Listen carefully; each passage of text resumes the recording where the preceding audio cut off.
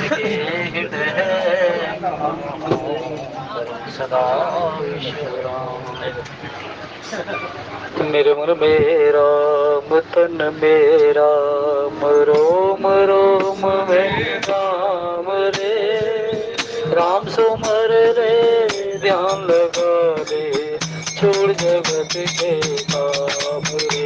बोलो राम बोलो राम बोलो राम राम राम। बोलो राम बोलो राम बोलो राम राम राम। मेरे मन मेरा वतन मेरा रोम रोम में राम रे। राम सुमर रे ध्यान लगा रे जो जगत के काम रे। बोलो राम बोलो राम बोलो राम राम राम। बोलो राम बोलो राम बोलो राम राम राम। आया मैं तो उलझा उलझा दर दर भूल उड़ाए। आया मैं तो उलझा उलझा दर दर भूल उड़ाए। अब करना जो मन भारी जब माया घाट छुड़ाए। अब करना जो मन भारी जब माया घाट छुड़ाए।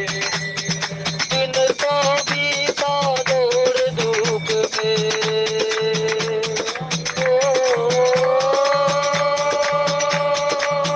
दिन तो बीता दौड़ धूप में चल न जाए शाम रे। बोलो राम बोलो राम बोलो राम राम राम। बोलो राम बोलो राम बोलो राम राम राम। धन के भीतर 5 लुटेरे डाल रहे हैं तेरा। धन के भीतर 5 लुटेरे डाल रहे हैं। काम क्रोध मद लोभ मोह में हमको ऐसा घेरा। काम क्रोध मद लोभ मोह में हमको ऐसा घेरा। भूल गया तू राम रमैया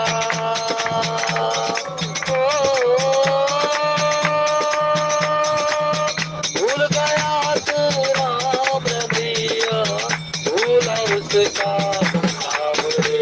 बोलो राम बोलो राम बोलो राम राम राम। बोलो राम बोलो राम बोलो राम राम राम। बचपन बीता खेल खेल में भरी जवानी सोया। बचपन बीता खेल खेल में एक बुढ़ापा अब क्या सोचे क्या खोया क्या पाया। एक बुढ़ापा अब क्या सोचे क्या खोया क्या पाया। शेर नहीं है अब भी बंदे ओ शेर नहीं है अब भी बंदे। शेर उसका नाम रे। बोलो राम बोलो राम बोलो राम राम राम। बोलो राम बोलो राम बोलो राम राम राम। मेरे मन मेरा वतन मेरा रोम रोम में राम रे। राम सुमर रे ध्यान लगा रे सुर जगत के काम रे। बोलो राम बोलो राम बोलो राम राम राम। बोलो राम बोलो राम बोलो राम राम राम। बोलो राम बोलो राम बोलो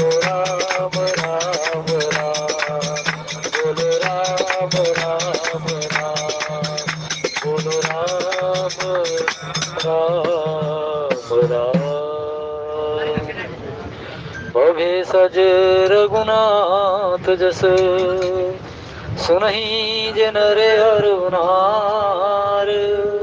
तिनकर सकल मनोरथ, सिद्ध करहि त्रिसरार। जस तुम्हारे मानस विमल, हंस निजीहा जासु। मुक्ता हल गुण गण चुनहि, राम बसो हियतासु। राम बसो हियतासु। सुर नर मुनि को नहीं, जहि न मोह माया प्रबल। अस विचार मन माही, भजिए महामायापति। भजिए महामायापति। अपर हेत सुनो शैल कुमारी, कहूँ विचित्र कथा विस्तारी। यही कारण अज अगुन रूपा, ब्रह्म भयउ कौशलपुर भूपा। जो प्रभु विपिन तीरथ तुम देखा, बंधु समेत धरे मुनि बेटा। जासु चरित अवलोकि भवानी, कपि शरीर रहे पुरानी।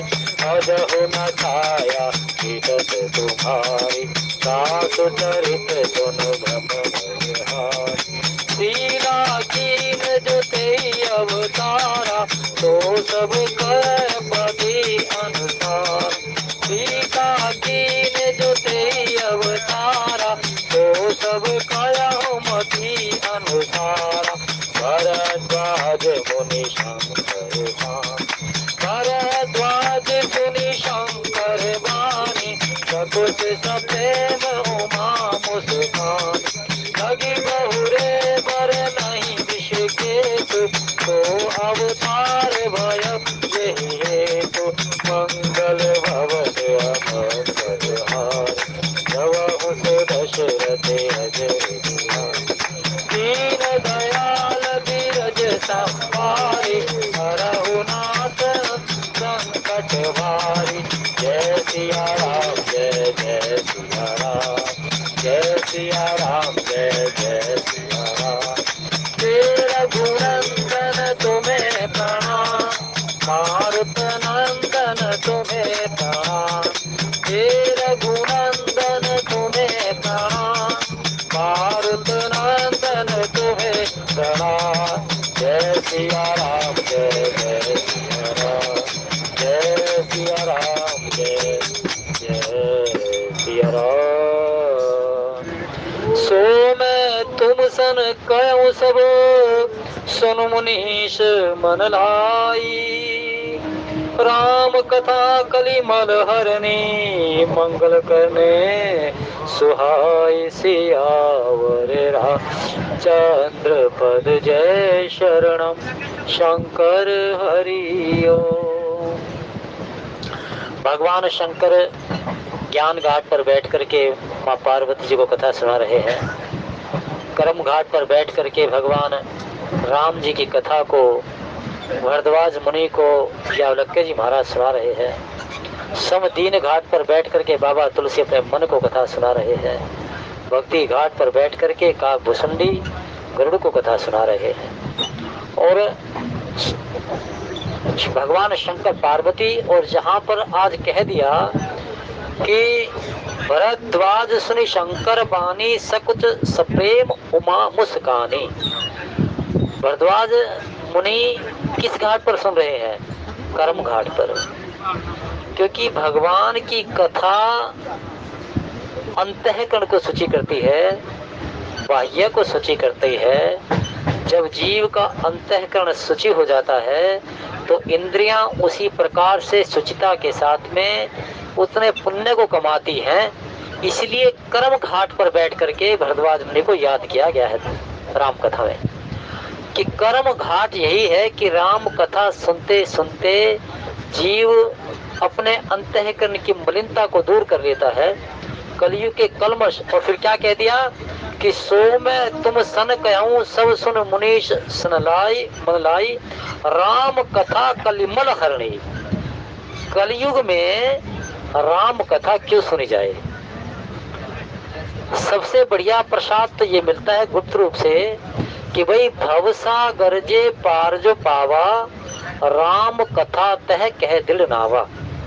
सभी के सभी ये सोचते हैं कि प्रभु इस तन से जो जीवन मिला है, इस कलयुग में जो मुझे ये तन आपने दिया है, इस तन से जो मैंने यात्रा की है, और इस यात्रा में पाकर के इतनी अपार कृपा थी कि मेरे प्रारब्ध सुंदर थे, अच्छा घर मिला, अच्छा परिवार मिला, अच्छा धन का साधन मिला, तो प्रभु कुछ ऐसा करना कि अगला जन्म भी मुझे इसी प्रकार से भलाई के साथ मिले।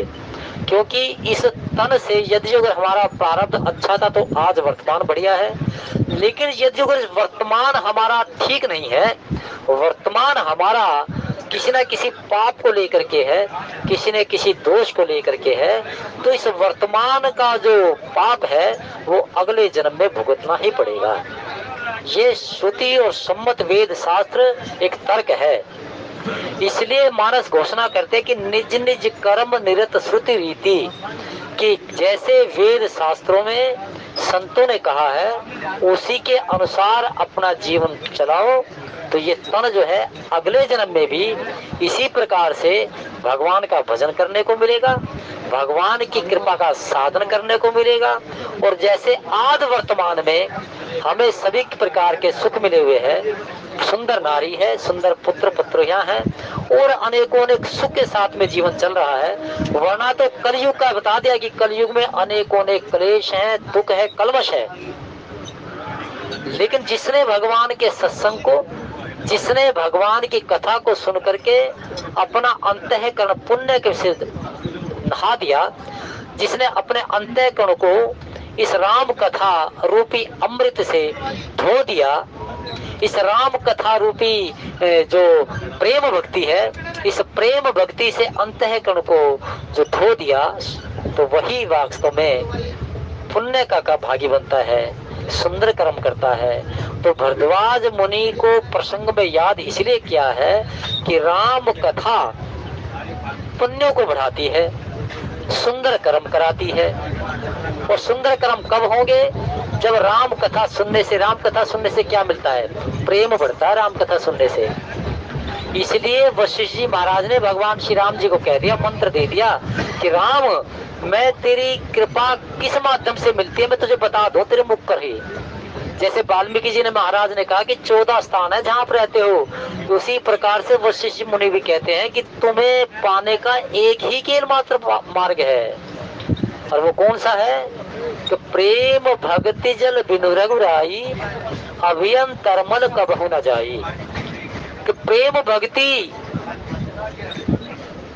जब तक हमारे अंतःकरण में नहीं बैठेगी, और प्रेम भक्ति कौन सा साधन देती है? ये श्रवण भक्ति देती है।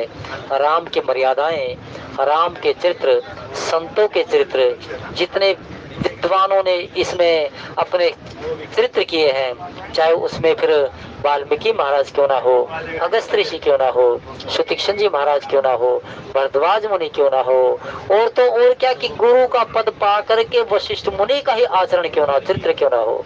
जिस वशिष्ठ मुनि ने कह दिया कि राम मैं कैसे भूल जाऊं, तो सारे सृष्टि का, सारे जगत का ईश्वर है, तो सारे सृष्टि का जन्म देने वाला है, और सारे सृष्टि को ही अपने उदर में समा लेने वाला है। मैं ये तेरे को मैं जानता हूँ, तो सारे जगत का ईश्वर है। इसलिए महामुनि वशिष्ठ भगवान श्री राम जी के उस ब्रह्म तत्व को उजागर करते हुए दशरथ जी महाराज को भी कहते हैं कि राजन, तुम्हारा पुत्र, तुम्हारे पुत्र से पहले कुछ और भी है, और वो कौन है? सबका पिता है वो। तेरा पुत्र तो बन करके आ गया, लेकिन पुत्र से पहले वो सारे जगत का पिता भी है। सुमुनृप जासु विमुख पछताही, जासु भजन बिनु जरनी न जाई, भयहु तुम्हार तनय सोई स्वामी, राम पुनीत प्रेम अनुगामी। कि राम, तेरे चरित्र, तेरे गुण, तेरे प्रभाव, तेरी लीला प्रेम से रहना सिखाती है, प्रेम को जीतना सिखाती है। और जिसने प्रेम को जान लिया, प्रेम को हृदय में कर लिया तो वही एक साधु चित्र धारण कर लेता है कि केहिसन करहि विरोध। सारा जगत परमेश्वर ने बनाया है। ईश्वर अंश जीव अविनाशी चेतन अमल सहज सुखराशि। सारा जगत ये भगवान का ही अंश है। और ये कौन बताता है? ये रामचरितमानस बताती है। इसलिए कलिमल हरणी, ये कलीम के मल का हरण करने वाली है और सभी प्रकार से सुखों को देने वाली है। ये कलयुग में जो प्रेम भक्ति सिखाती है ये रामचरितमानस ही सिखाती है। रामचरितमानस में हम देखें कि राम जी ने जो मर्यादाएं की है, जो चित्र किए हैं, भगवान राम ने जितना भी जहाँ जहाँ पर चित्र किए, जहाँ जहाँ पर मर्यादाएं स्थापित की, उन मर्यादाओं को सुन करके जीवन जब जीव जीता है तो वो क्या कर लेता है? प्रेम को जीत लेता है। और प्रेम से जीतने के प्रांत में भगवान को जीत लेता है। भगवान को जीतने का तात्पर्य यह है कि उसके साधन में इतनी ताकत आ जाती है कि भगवान को फलश्रुति, भगवान फलश्रुति नहीं देते उसको, उसके साधन इसको फलश्रुति दे देते हैं, पुण्य की फलश्रुति देते हैं उसके साधन करते ही। जो व्यक्ति प्रेम से प्रेम को जान लेता है और प्रेम से भगवान को जीत लेता है तो भगवान उसके साधन में इतनी ताकत दे देते हैं कि जैसे ही वो श्रवण करता है, जैसे ही वो दान इत्यादि करता है, जैसे वो तीर्थ यात्रा करता है, जैसे वो सत्संग करता है और उसके करने से जो पुण्य की प्राप्ति होती है तो पुण्य की प्राप्ति तुरंत उसको मिल जाती है सुखों के रूप में और अनेकों अनेक आई हुई अचानक सी विपत्तियों का हरण करने के रूप में भगवान ऐसी ताकत दे देते हैं उसको।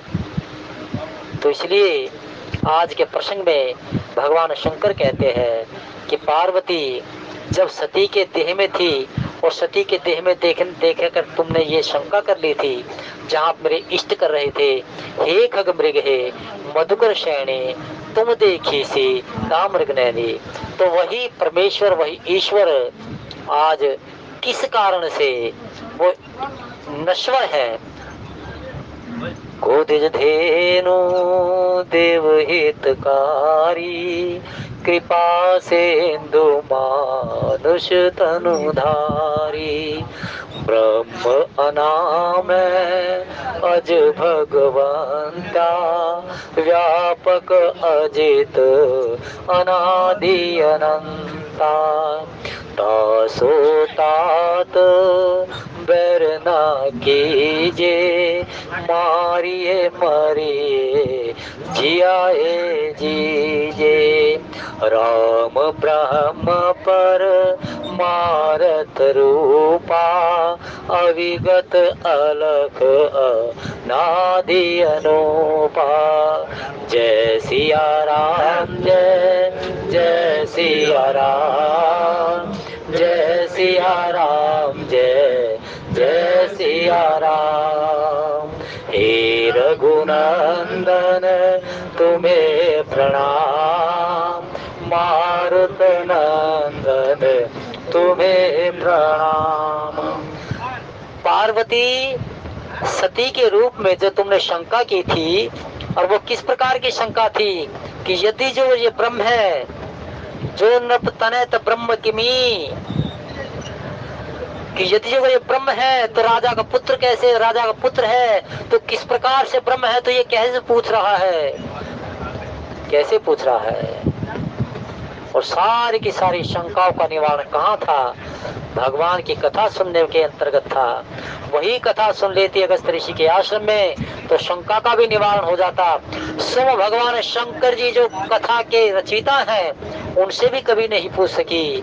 वो तो केवल मात्र भगवान पर शंका करके भगवान की सत्ता को चुनौती देती हुई कि जा करके देखूं कि क्या ये ब्रह्म है, क्या ये परमेश्वर है। क्योंकि ब्रह्म और परमेश्वर ये जो होते तो ये सब जान लेते कि मेरी पत्नी का हरण किसने किया है। लेकिन राम कथा ये घोषणा करती है कि चाहे दशानन ये कहता हो कि हाँ, मन तो कहता, आत्मा तो कह रहे कि भगवान ने अवतार ले लिया, जो भगवंत लीन अवतारा तो मैं जाऊं बैर हटकर हूं, प्रभु सर प्राण तजे भवतर हूं। आत्मा ने कह दिया, लेकिन आत्मा के साथ साथ में अपनी मति को जो था ना वो सुमति में नहीं बदल सका। इसलिए कहता है कि भाई वास्तव में ही हरो नार जीत रण दो। यदि जो ये ब्रह्म है तो जान लेगा कि इसकी वामांगी का हरण किसने किया है। यदि जो अगर ये ब्रह्म है, परमेश्वर है, भगवंत है, तो जान लेगा फिर ये, वरना तो मैं इसकी वामांगी का हरण करके लाऊंगा, और वामांगी का हरण करके फिर क्या करूंगा कि मैं त्रिलोकी का विजेता, और त्रिलोकी का विजेता होने के प्रांत में, वैसे तो मैंने जनक के महल में जानकी को जीत नहीं सका, लेकिन अब मैं जो है ना अवश्य इस तपस्वी के मात्र इस तपस्वी को जीत करके सीता जी का हरण करके लाता हूँ। तो इसलिए रावण ने ये सोचता है कि हरऊ नार जीतो रण दो, सीता जी को भी जीत के लाऊंगा और इस तपस्वी को भी जीत लूंगा। और यही परिस्थिति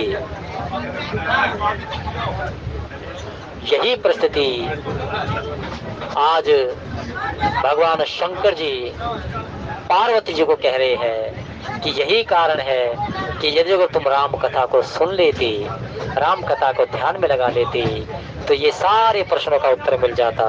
और इसलिए आज कहते हैं कि सुर नर मुनि को नाही, जेहि न मोह माया प्रबल।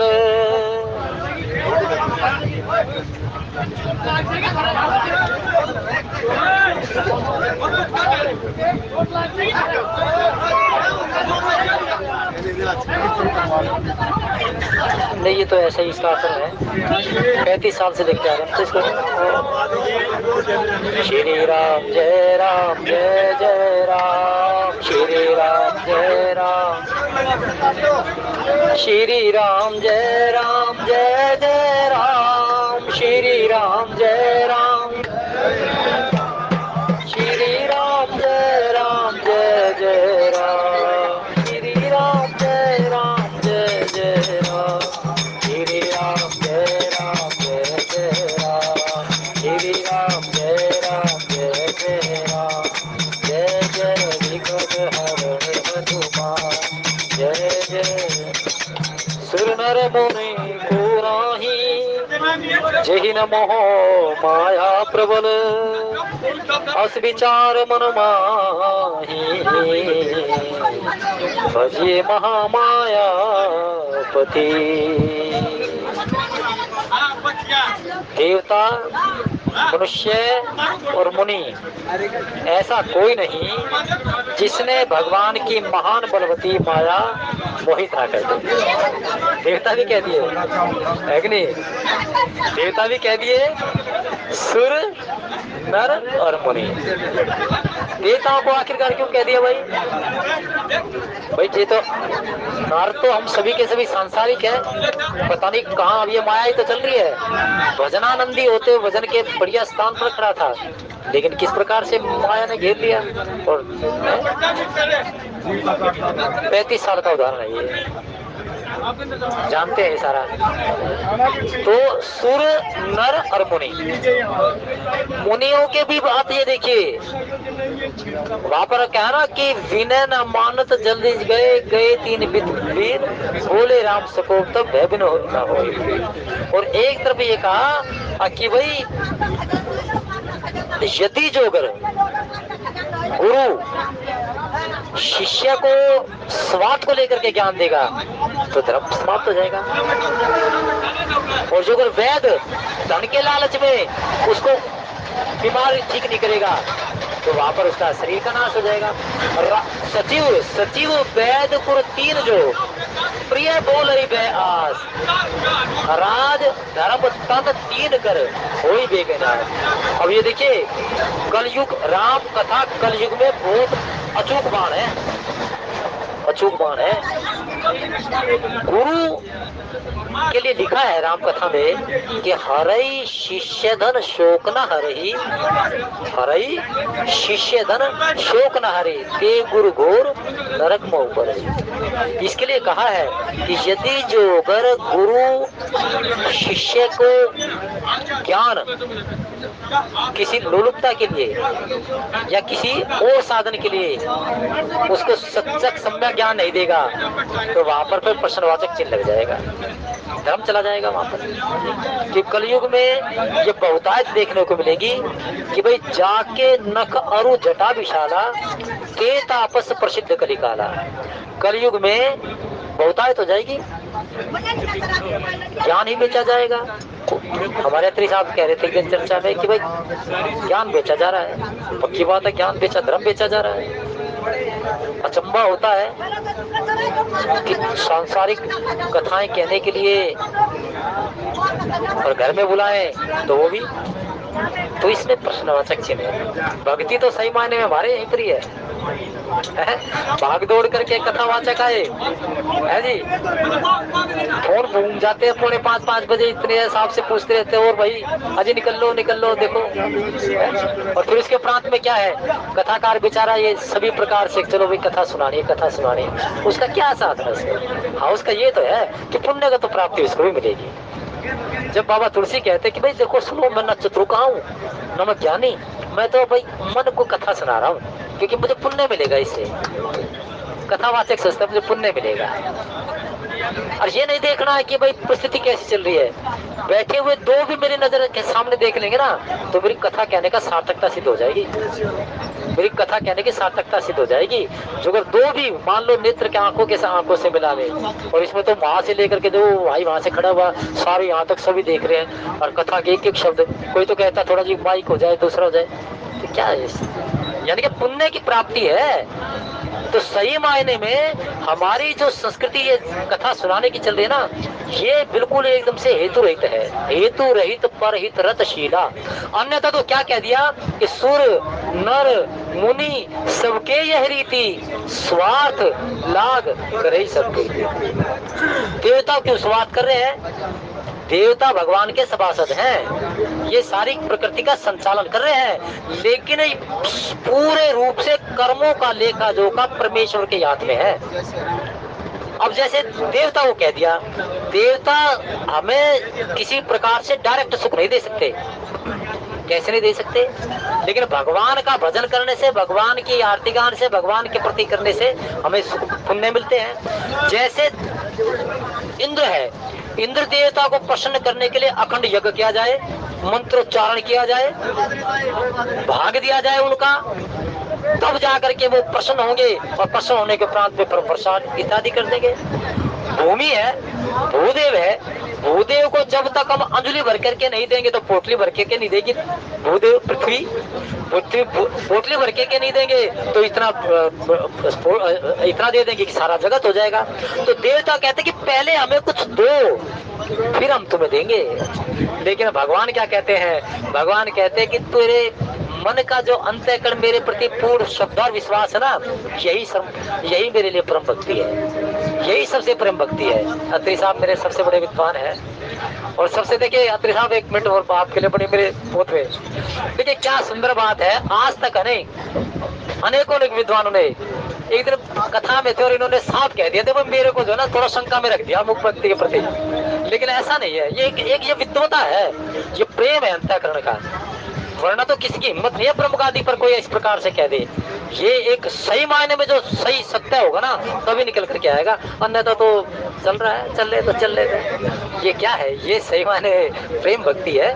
तो ये सारे के सारे हमारी ये रामचरितमानस है ना, यही सिखाती है और यही पुण्य को भागी बढ़ाती है, यही सब कुछ सिखाती है। तो साथ कह दिया कि सुर नर और मुनि ये सभी के सभी उस मायापति के चक्कर में गिर जाते हैं, सभी उस मायापति के चक्कर में गिर जाते हैं। वरना तो इंद्र को देखो, इंद्र अभी नारद जी महाराज तपस्या कर रहे, ध्यान लगा रहे और इंद्र कहने अरे मेरा सिंहासन गया। इंद्र क्या कहता है? मेरा सिंहासन गया, और विघ्न डाल देंगे इसमें, ना तो मेरा सिंहासन गया। इंद्र एक पद है और इंद्र का पद राजा बलि ने भी पाया था। तो ये अनेक जो है ना देवता उस पद पर पाने की इच्छा रखते हैं कि मैं भी सारे के सारे देवताओं का राजा बन जाऊंगा, सभी का राजा बन जाऊंगा। चंद्रदेव है, मरुदेव है, पवन देव है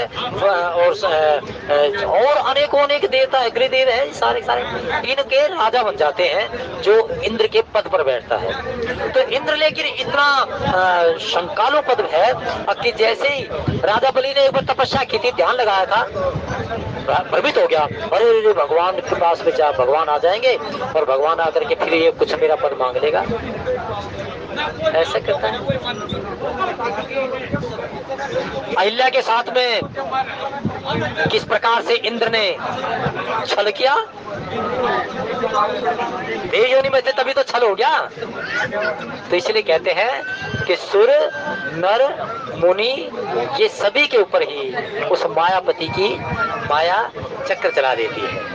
ये ऐसा चक्र चला देती है, ऐसा चक्र चला देती है कि देवता जो है, देवता अपने उस कर्मठता को, यानी कि उसके जो देव योनि है उसको भी ऊंच निवास नीच कर देती है, नीच हल्कापन आ जाता है। ऐसा भी नहीं है कि देव योनि आसानी से मिलती हो भाई साहब, देव योनि इतनी आसान नहीं है।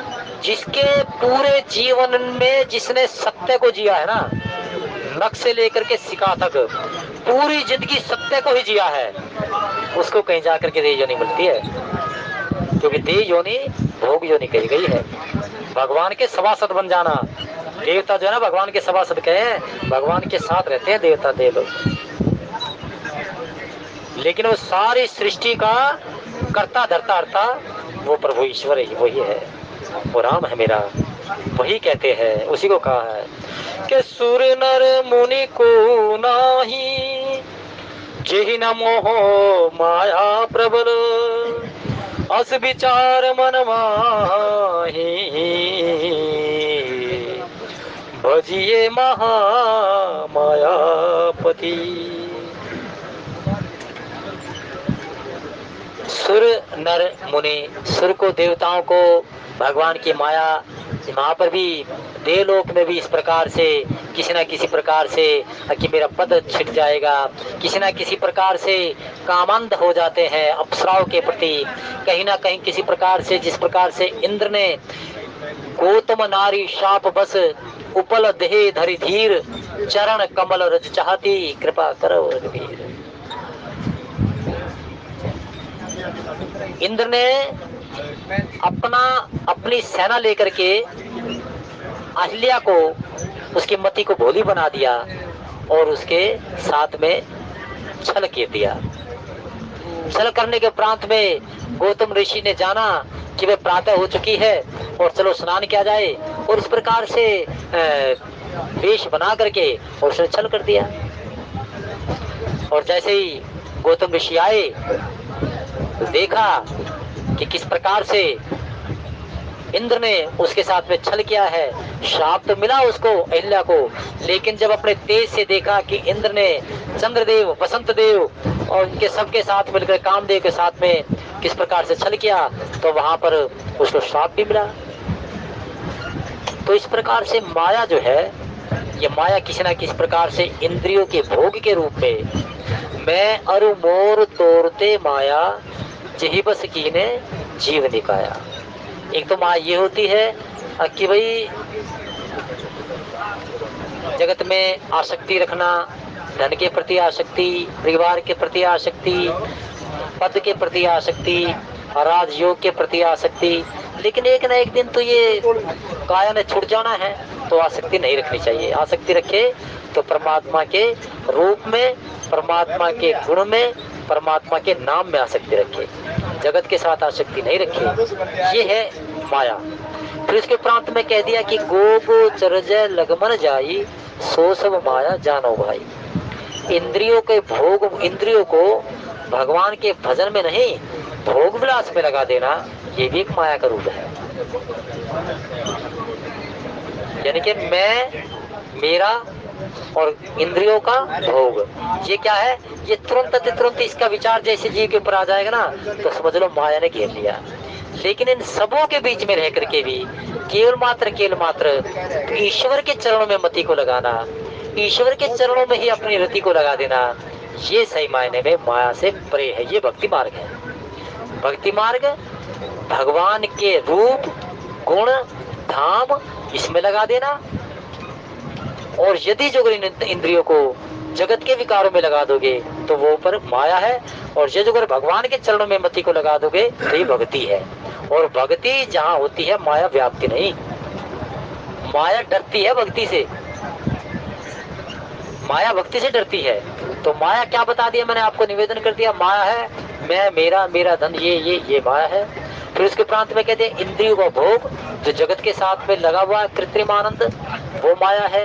लेकिन इस मति को केवल मात्र भगवान के चरणों में रति लगा देना, वो भक्ति का मार्ग है। और भक्ति जहाँ होती है फिर अनेकों अनेक पुण्य मिलते हैं, वहां पर माया कोसों दूर रहती है।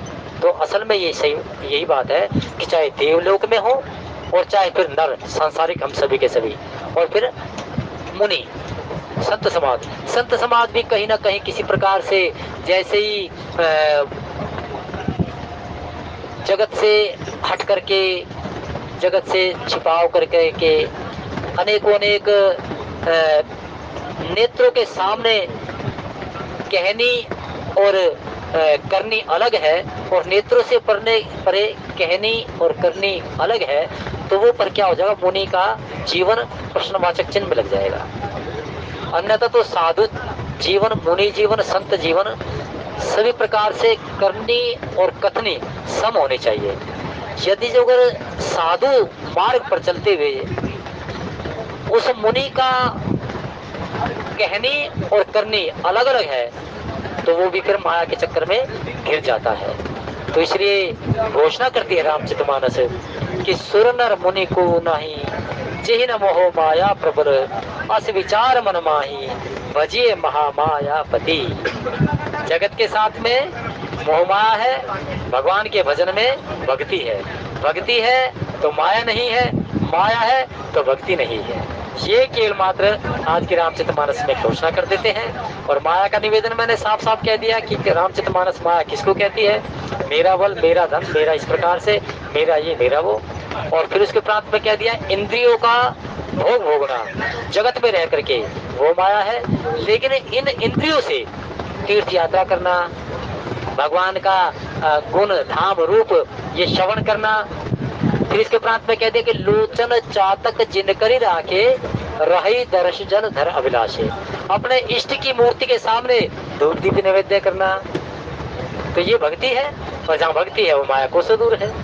तो भगवान शंकर पार्वती को कह रहे हैं कि हे पार्वती, सती तन में जब आप थी तो आपसे यही दोष हो गया था कि तुमने परमेश्वर राम को देख करके उसकी सत्ता को चुनौती दे दी थी। लेकिन आज मैं तुम्हें बता रहा हूँ कि क्यों आखिरकार वो परमेश्वर जो निर्गुण है, जो अजन्मा है, कैसे वो धराधाम पर आकर के अवतरित होता है, कैसे वो लीला करता है। ये सारे के सारे चित्र भगवान शंकर पार्वती को और वहाँ यालक्य जी महाराज भरद्वाज मुनि को, और भरद्वाज मुनि का ये चरित्र जो आज आया है कि भाई भरद्वाज सुनि शंकर बानी सकुच सप्रेम उमा मुस्कानी, ये कौन सा है, कर्म घाट है। कर्म राम कथा में प्रवेश करते हुए कर्म जो है पुण्य के साथ में होने चाहिए, यानी कि प्रेम के साथ में होने चाहिए। हरि व्यापक सर्वत्र समाना, प्रेम ते प्रगट होई मैं जाना, राम ही केवल प्रेम प्यारा, जानन है सोई जानन हारा। जह जह राम चरण चली जाई, तिन समान अमरावती नाही। जब ते आई रहे रघुनायक, तब ते भयहु बन मंगलदायक। जब ते राम किन तह बासा, सुखी भये मुनि बीते त्रासा। जब ते राम ब्याही घर आए, नित नव मंगल बोध बधाए। जो अपने घर में भक्ति का साधन करता है, भक्ति का साधन स्तुति करना, आरती करना, धूप दीप नैवेद्य करना, तो वहाँ पर क्या लिख दिया कि जब ते राम ब्याही घर आए, यानी कि भक्ति और ब्रह्म जहाँ पर विराजित है वहाँ पर रोज मंगल ही मंगल होते हैं, मंगल ही मंगल होते हैं। तो आज यही कुछ सेवा स्वीकार कीजिए। और इसी के अंतर्गत यही है कि वास्तव में राम कथा में प्रवेश कर्म के साथ में, यानी कि कर्म कौन सा है? राम ही केवल प्रेम प्यार, यानी कि प्रेम से हम रहें, प्रेम को जीत ले, प्रेम के साथ में जगत के साथ में रखें, तो कहीं सन करे विरोध, यही साधुवाद है। तो आइए सेवा इतनी स्वीकार करें और भगवान से ही कहें कि जो चेतन कह जड़ कर ही चेतन है, अस समर्थ रघुनायक भजे जीते तन्मय। और उस परमेश्वर भोलेनाथ को ये कहे नीलकंठ बाबा को कि कसना दीन पर द्रव उमावर, दारुण विपत हरण करुणा कर, वेद पुराण कहत उदार हर, हमरी बार के उद्भव पर। हे बाबा नीलकंठ, तुम राम भक्ति के दाता हो और सबसे बड़े जगत के आशुतोष अवरदानी हो, तो इसलिए हमें भी कोई कंजूसी ना करना। अर्थात चाहे घड़ी दुख की आ जाए चाहे सुख की आ जाए, लेकिन कभी ऐसा समय मत देना जिसमें तेरा नाम ना हो, तेरा गुणगान ना हो, ध्यान ना हो। बोले सच्चिदानंद। कथा के सुंदर भाव द्वारा मार्गदर्शन के लिए आदरणीय भारद्वाज जी का हृदय से आभार। आइए आरती का समय हो गया, सभी मिलकर श्रद्धा भाव से आरती करेंगे।